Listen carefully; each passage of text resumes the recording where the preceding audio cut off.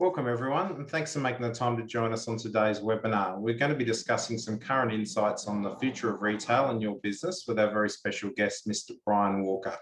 We have half an hour, so I'll kick off with a bit of an introduction to Brian.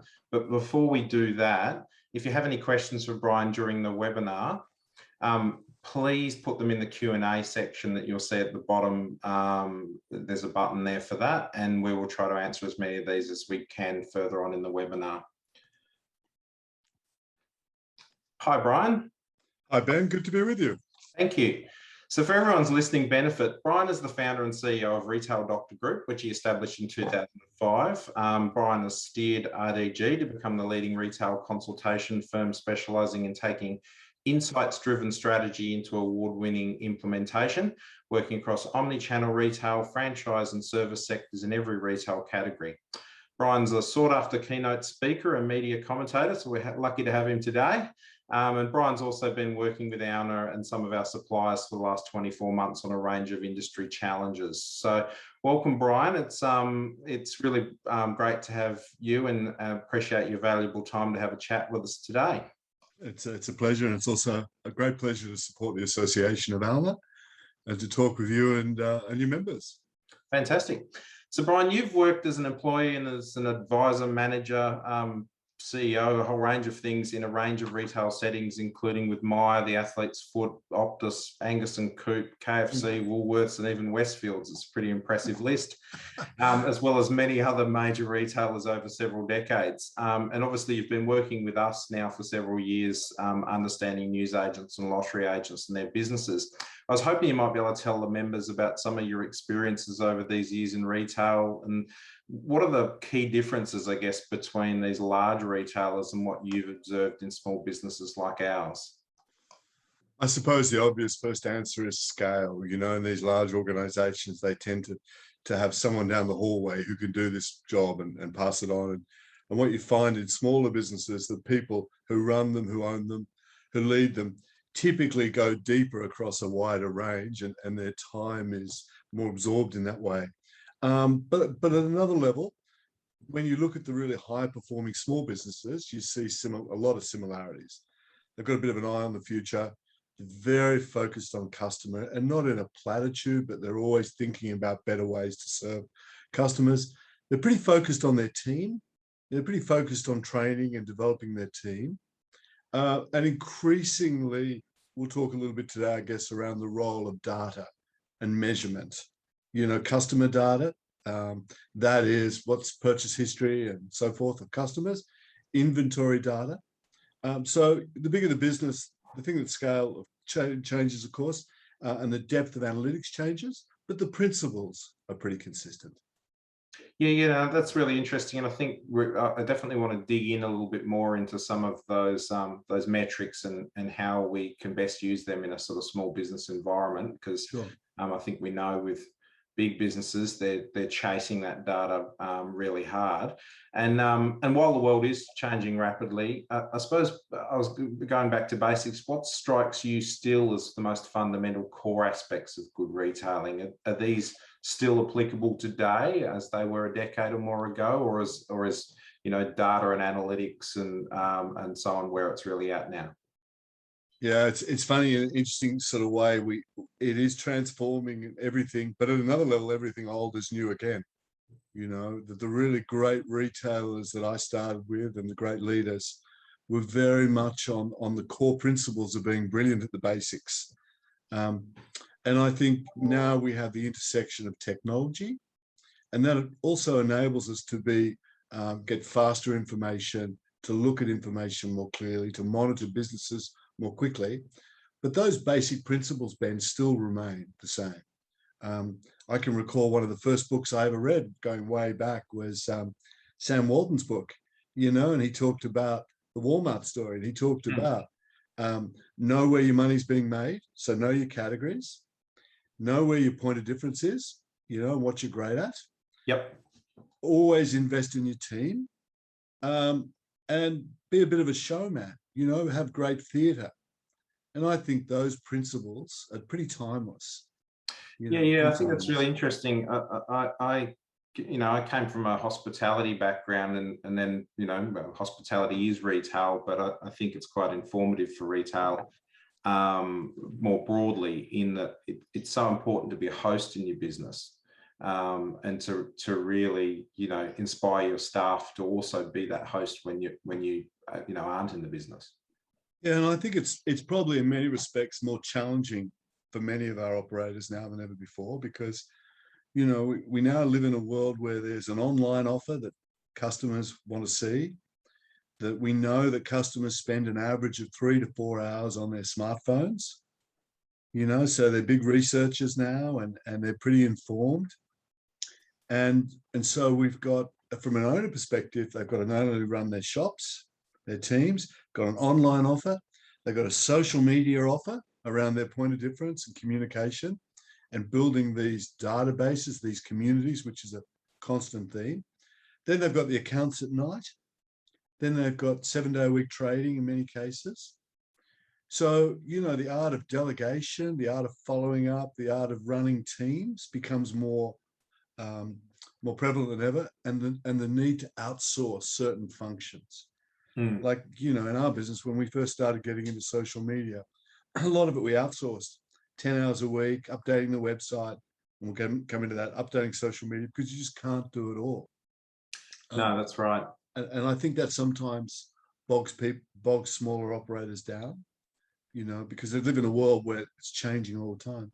And yeah, I think it's an important point, because I know in some of the work that we've done with our members, finding ways that can, I suppose, get them out from the back of the business to where they can be working with their team and working with the customers is really important. And I suppose putting in place processes using technology to I suppose outsource or systemize those processes that have to go on behind the scenes as much as possible, because I know you can't do everything.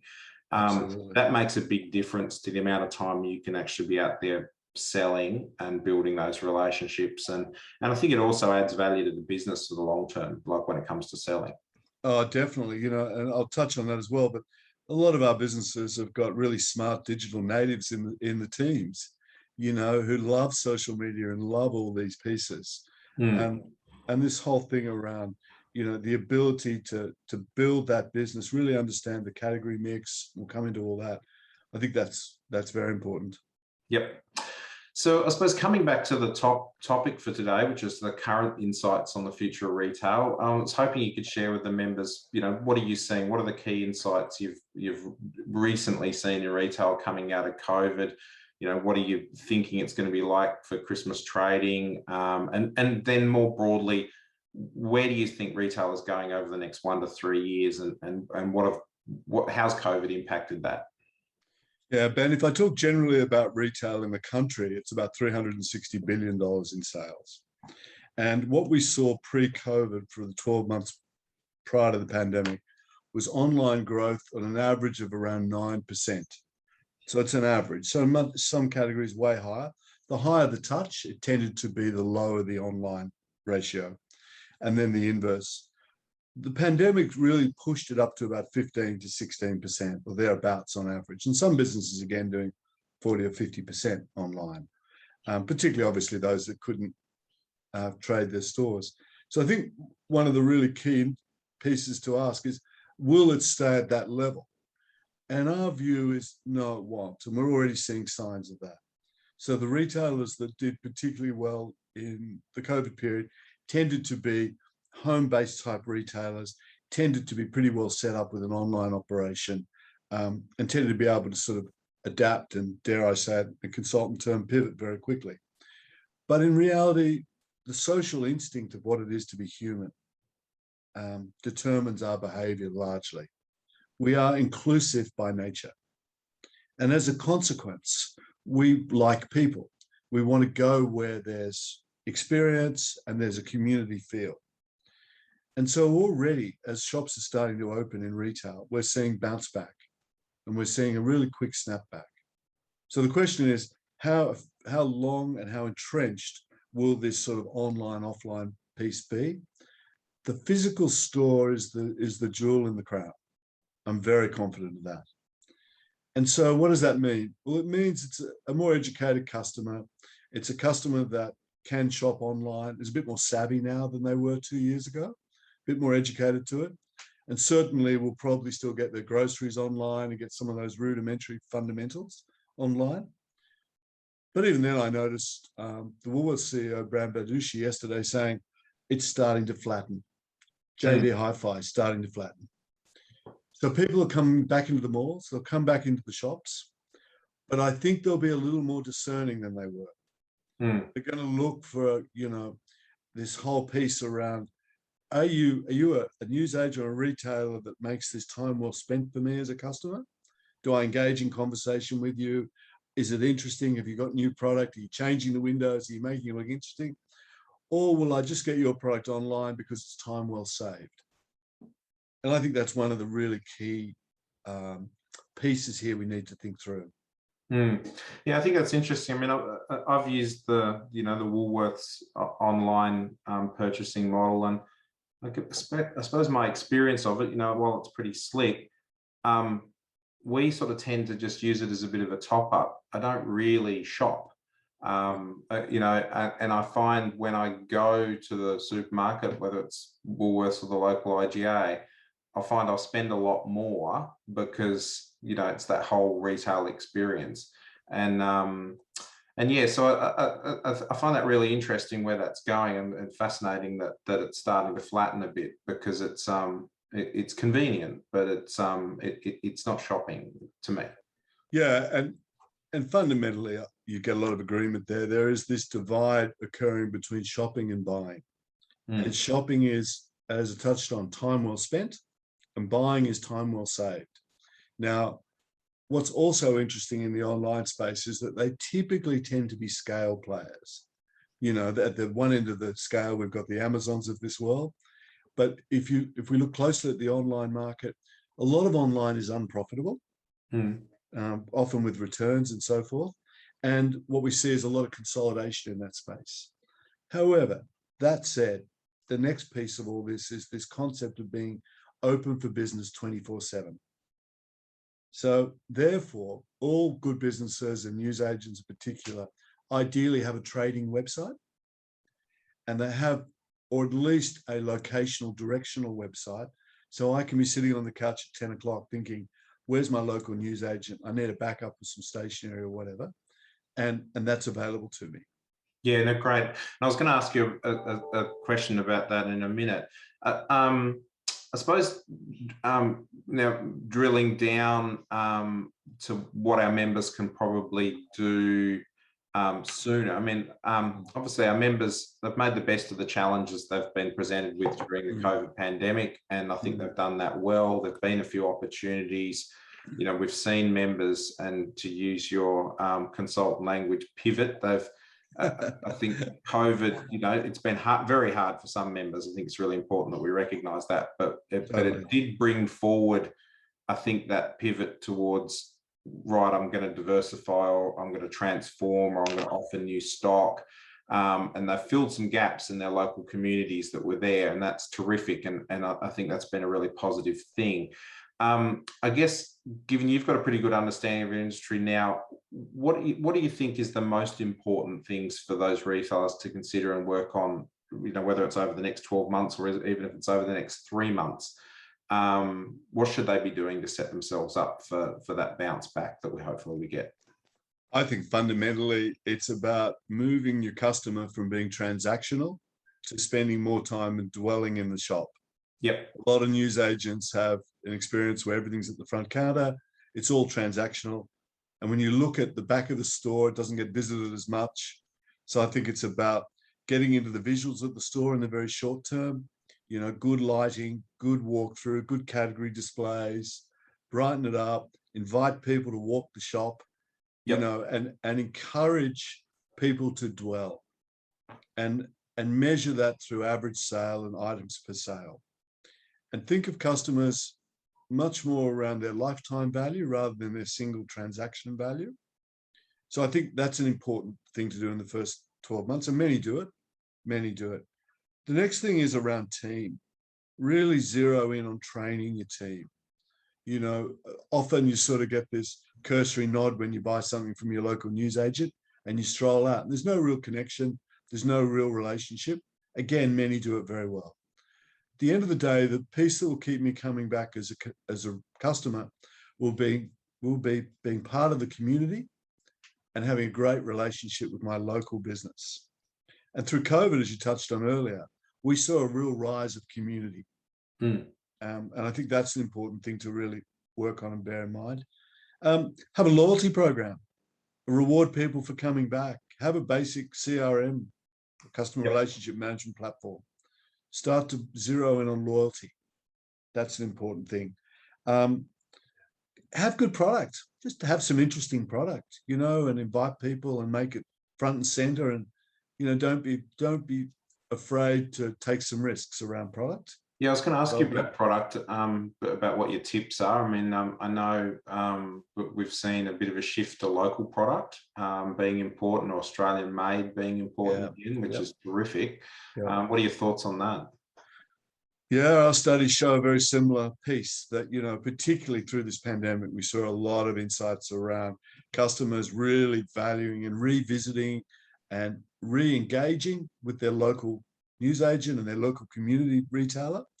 And there was an implicit desire where they could to buy local. Yeah. And that was showing through loud and clear. The other part of that answer too, I'd say, is you've really got to measure the business more and more these days, because the margin for error is pretty slim. You know, you've got to know your product, know the mix, know where your cash is coming from, you know, so measure your sales forecast, look at it against your inventory buy, make sure you're not carrying too much gear that's getting old, keep it fresh, turn it through. And I think, but above all, really zero on making interesting, you know, if it's gifts and toys, sort of categories in the business, really make it interesting. Yep, a bit of fun as well. Yeah, a bit of theatre. And I mean, sometimes you walk into stores and they're just dark and uninviting, and you think, not just newsagents, any stores, windows should be changed every 2 to 3 weeks, keep it fresh all the time, inviting in. They're all really important elements. And again, Ben, they're the basics of great retailing. Yeah, it's that old thing of being store blind, you know, get out of your store, get outside. Is it clean? Does it need cleaning? Does it need refreshing? Do I need to take down some old signage? Do I need to change the light fittings? Do I, you know, as you say, quit stock that's tired? You know, just move it through. When I think of our local newsagent, he knows me by name, you know, and whilst at one level I talk about having a good database, reality is newsagents are classics for just knowing their top 100 customers and having a bit of a chat. And yeah, they are the database. They are the database. And I would never let that go. That's a really lovely charm about being in the community. Yeah, no, absolutely. Now I was going to talk a little bit more now about, you know, what we've been doing with you over the last 18 months with some key suppliers, and we've been looking at ways to improve revenue outcomes in our retail businesses. And a lot of that effort's been focused on developing better training tools for our members and their staff. Can you tell us a bit about why you think that's really important, what problems, you know, we're trying to solve, and what you think the outcomes our member retailers could expect from embracing ongoing training in their businesses? Yeah, I mean, there's always two types of growth, essentially: organic, number of shops in a network, and then there's transactional growth. So this is about helping newsagents build greater skill sets in their teams, so that they drive more of that transactional growth. So every time, you know, as a customer, am I met with a person who can guide me through, upsell me, if you like, upskill me and so forth as a customer. So it's about developing teams and leaders in the business that can maximize the value of the business, maximize the return on investment. You know, if this is a business that has let's say 500 transactions, spends an average of $15, what if we can get it to $18? You know, what if we can get it to $19? And those number of customers, which is purely hypothetical, suddenly is adding, you know, 10, 15% on each individual transaction. Versus let's flog them a magazine and out they go. And that's all linked into this experience. Because what we see increasingly is that in many cases, number of customers are increasing, or at least static, but average sales declining. Now, if we can train, as we train our managers and our key staff, and all staff for that matter, how to meet and greet, knowing their product, and then bring them up into more leadership roles, we then start to move through those delegation issues and those skill sets that are required. So it's very much about maximizing the value of the business today and for tomorrow. Yep, that's terrific. And we've got a lot more to say about that piece of work fairly soon, which I think our members will be pleased to see. I just wanted to come back to that area of digital. I know you touched on it before with members, and it's been a really important area over the last few years. You know, a lot of our members have been finding niches they can fill in their communities where they can have an online offer. And I noticed we've got a question from one of the members, and he said, "Hi Brian, in light of the flattening trend of digital growth, do you believe retail outlets should continue to invest more in digital and e-commerce, in brackets, if not ready?" And I think that if not ready thing is the real question that the one that I'd like more insights on, because it's, you know, it's a precipice. It's like if you haven't done it already, it's like, you know, you've got to jump in full on, and it, you know, requires some investment, big investment in time, staff training, and so on. I always sort of, when I'm talking to people, I'm always keen to get insights on how can you get the toe in the water and progress in that space without having to go all in from day one. Yeah, well, I mean, you can at a number of levels. I think the starting point to this is to come back at this strategy level and look at your business and say, what are we unique at? What's our position? What can we sell both in the shop, and if we are selling online, what do we need to do to start? So I mean, that's the opening sort of piece. Then I think it's about, you know, there's plenty of website developers out there. You've only got to sort of Google to get a really basic template to get yourself up and running. There's all forms of, I mean, for some, it's as simple as starting on an eBay or what they call a 3PL provider and getting your teeth into that in that way. It's about having some basic product categories that can sit onto this model. Then there's Shipify, and there's other connectors, if you like, or aggregators that will ship the product out. So it's all there to do. And typically, you should be ideally able to get a really base level up and running somewhere between 5 to 15,000 at a very base level, and add to that a CRM platform, and you're kind of on the way around that. And then building up, just start slowly with a small inventory profile, small range, and just put a toe in the water. And then thinking about how you fulfill the orders. So the orders come in via an online portal through your website, the back end of your website typically, and they're all inbuilt from a developer. Set up a space at the back of the shop if you can, and have one of the team package it and down to the local Aussie Post. And so on that, and I suppose focused around reducing cost, it takes a lot of time if you want to put every product you've got in a retail store on an e-commerce platform. Absolutely. And so one of the things I'm really interested in is it best to pick a niche? You know, and that probably goes back to what should you be doing in the next 12 months? It's like, I've seen some of our members who are really doing well. They're really analysing their local community and going, what's missing? And a great example is one who put a florist in their business, and it's going gangbusters, absolutely gangbusters, because there was no florist nearby. And I think that's a really interesting analogy, because they've been able to build that sort of an online business because they've been able to bolt on to sort of Interflora and all these existing platforms that take online sales and do all the heavy lifting. And so what a great combination with gifting and cards and so on. So I'm wondering, that's a nice companion. Those examples, I think, where you can go, okay, well, I can just find a niche with 10 or 15 or 20 products that's not going to take me all day, every day to adjust the SKUs and adjust the pricing. And just walk before you run. Absolutely. Yeah, absolutely.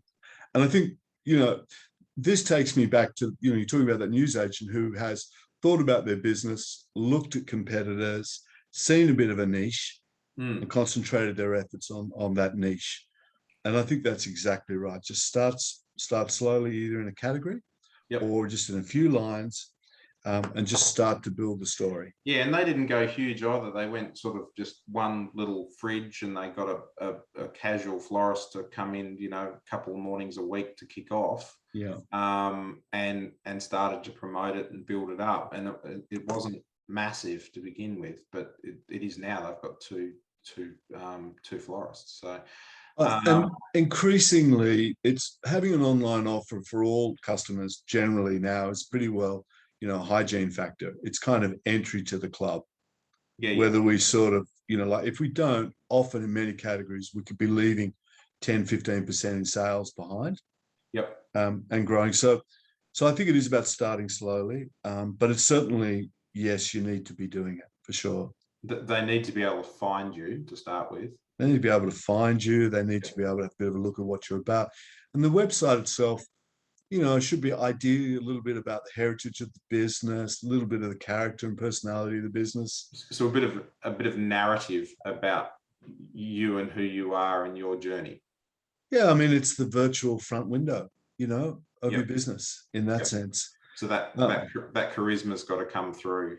Yeah, I think so. And you see it in some really great sites.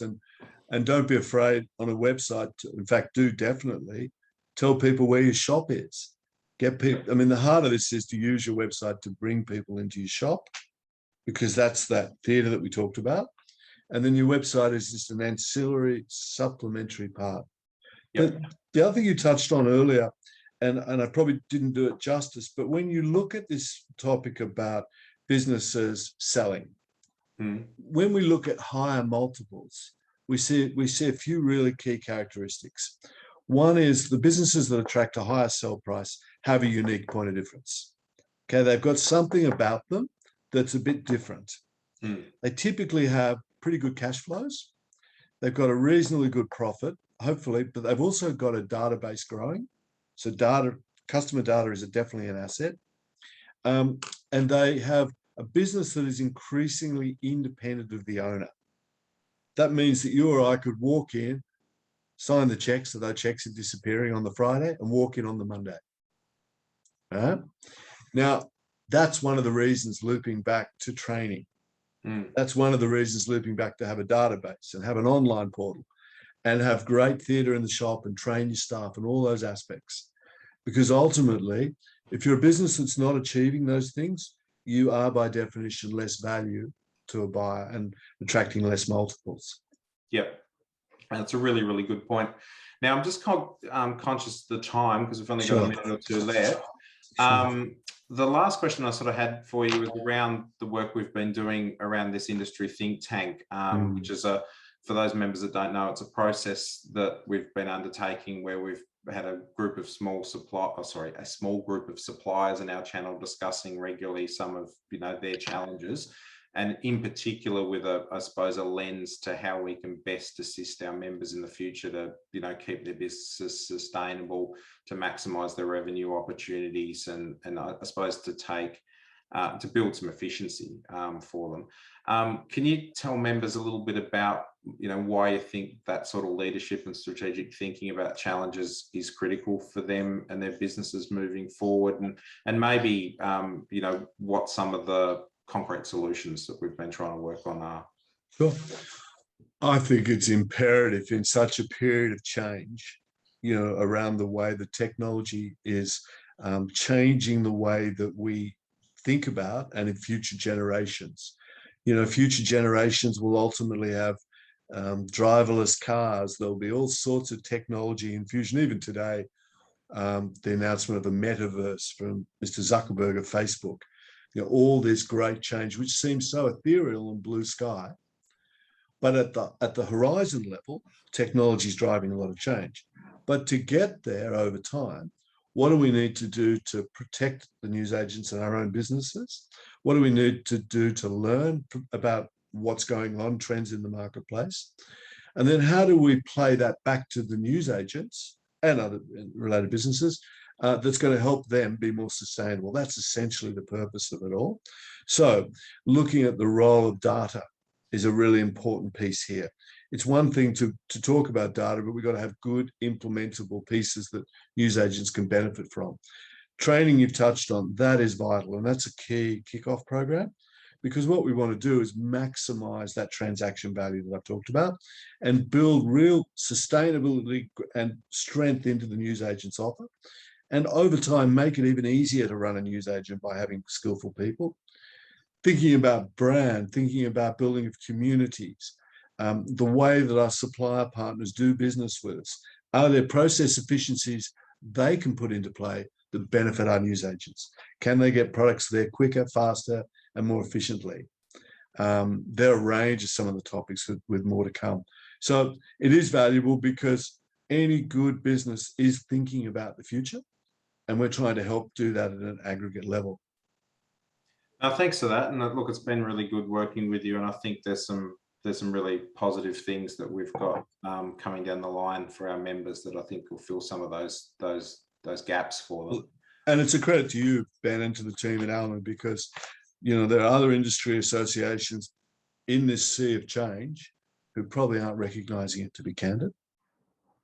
No, thanks. It is challenging. I mean, it's been a very challenging year for our membership, I think, or 2 years for our membership. But on the whole, broadly speaking, they've risen to the challenge and done really well. So I've seen some great numbers coming out of some new categories, growth categories. This ultimately comes down to leadership and people, and ultimately product and process well behind that. Yeah. I mean, and certainly the ones that have been impacted the most, we need to give them all the tools that we can to really maximise the next few months as they come out. And you asked about Christmas. I expect a bumper Christmas. You do? Yeah, that was going to be my last question. Yeah, because we've got relatively low cash rates, a bit of inflationary pressure, but low cash rates, certainly through this Christmas. Pent-up demand, people not traveling overseas. The tourism sector alone is a $60 billion sector directly in this country. You've got all these elements, and we're seeing it already. People are bouncing back into, as I touched on, into physical retail. So I expect I'd be surprised if we didn't see 58 to 59 billion over the late November, mid-Jan period. That's fantastic news, and I'll hold you to that. So if it doesn't happen, where to come. Yeah, that's right. That's right. Terrific. Now, look, it's been really good to talk and get some of your insights, and I've certainly learned a lot. I hope some of the members have as well. And it'd be great if we could catch up again sometime to dig a little bit deeper. I think once we sort of launch some of those training tools, maybe we can have a bit more of a chat about them at the more granular level. And for members that don't know, Brian's a regular contributor to our channel magazine and also to the newsletter, so look out for his excellent content there as well. And thanks to everybody who's joined us today. And apologise, we've run a little bit over time, but thanks for taking the time to catch up, and please stay safe, and we'll catch up soon. Thanks again, Ben. Thanks.